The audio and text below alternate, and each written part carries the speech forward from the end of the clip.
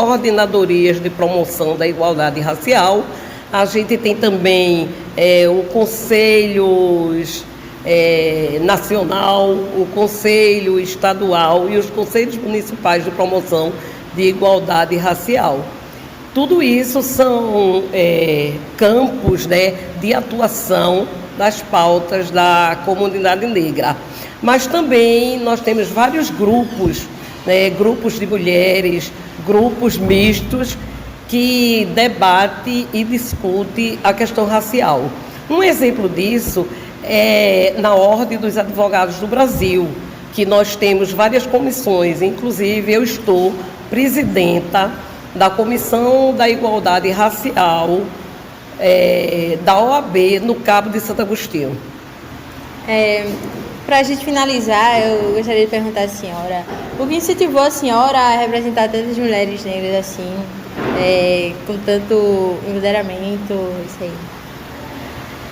Então, acho essa pergunta muito pertinente, sabe? Desde que eu era criança, aqui nesse município de Carpina, lá no bairro Santo Antônio, que eu percebi, eu, minhas irmãs, eu e minha família, que a gente era diferente, né? E por ter essa diferença na cor da pele, tinha alguma coisa errada, porque a gente sempre estava no lugar da discriminação e da humilhação.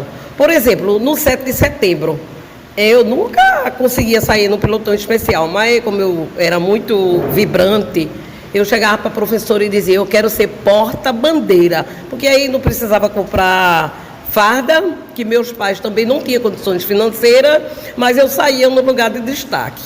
Então, depois disso, a gente foi discutindo no grupo de jovem e, ao perceber que tinha alguma coisa diferente, a gente disse, então, temos que fazer alguma coisa para mudar essa situação.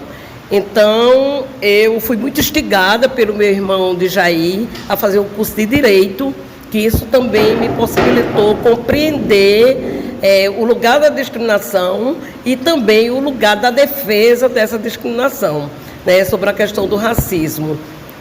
E a partir daí a gente vem desenvolvendo ações, atividades. Hoje, dentro da comissão da OAB, a gente tem uma parceria com o Centro das Mulheres do Cabo, que é um programa de rádio, cheio de axé, que é uma vez no mês, e a gente pauta as questões da comunidade negra. Então, ser mulher, ser negra e viver na sociedade brasileira é um desafio constante, por isso que a gente tem que estar vigilante e na luta, e principalmente na luta antirracista. Então, doutora, obrigada, foi isso, viu? A gente gostou muito de entrevistar a senhora. E queremos também agradecer por a senhora ter vindo, e foi isso, muito obrigada.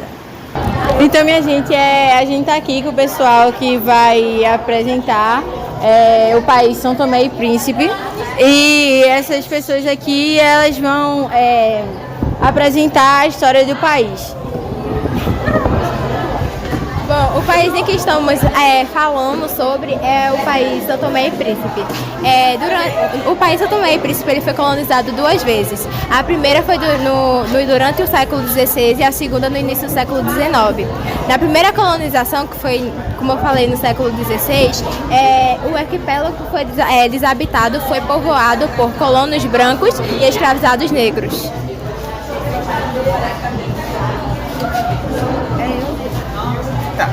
O período foi marcado por um estabelecimento da economia de plantações e também baseada no trabalho escravo. Naquela época havia muito trabalho escravo, e como São Tomé e Príncipe era uma região tomada basicamente por brancos e a maioria também era negros, o trabalho escravo era a principal forma de desenvolver o país.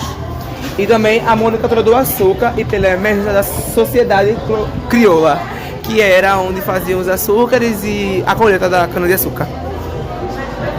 Bom, eu vou falar um pouquinho sobre como foi a segunda colonização. A segunda colonização, ela foi iniciada no século XIX e ela veio, as características dela vinham através do restabelecimento do plantátil e do regime de contrato, que era do monocultura do cacau.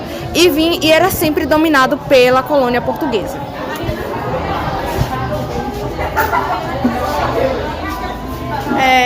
No século XVI, devido a uma má formação, acabou enfraquecendo a sociedade colonial portuguesa, fazendo que a política dessa sociedade ela fosse afetada